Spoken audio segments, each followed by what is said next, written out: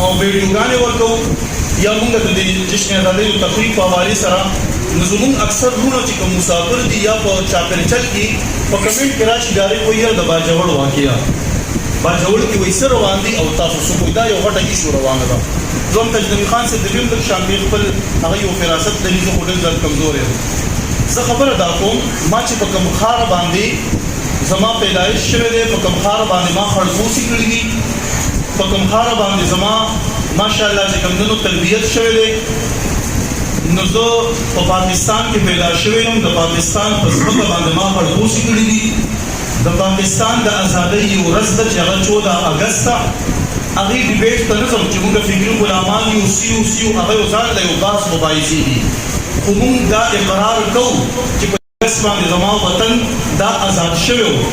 نو هم دا اوس نه چې موږ یو تقریب کې خود دا اوس نه چې موږ یو پروګرام کې خود دا د اصل نه یو ترتیب روان دی او هر یو انسان په خپل توګه باندې خپل وطن سره د محبت اظهار کوي.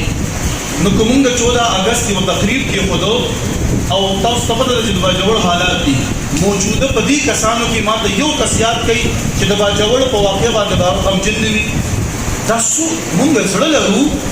هر یو انسان هر یو مسلمان په سینه کې سره لري هغه وسنګ غمجن دي د باجوړ په حالات باندې موږ په خپل جاړو ماسو کسانو سره په پرستر کې راځي وکړه چې باید د جشن آزادۍ تخفیف ختم شي په بل ورځ د دوبۍ په بازار کې چې کوم چوک وای راځه سټرایک وکړه احتجاج وکړه د باجوړ په نوم باندې احتجاج وکړه ټول نمخ کې وتا سره زولاړم سما تنظیم جماعت ولر سره خو کته صرف د فیسبوک اسمار خان او کته صرف په فیسبوک باندې خبرې گئی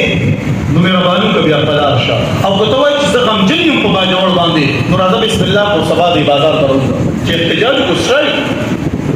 مونږ واو چې ازادي منو کنه مونږ په دې باندې وایي پرېس کانفرنس تر پاسه کړه بسم الله وکړه کنه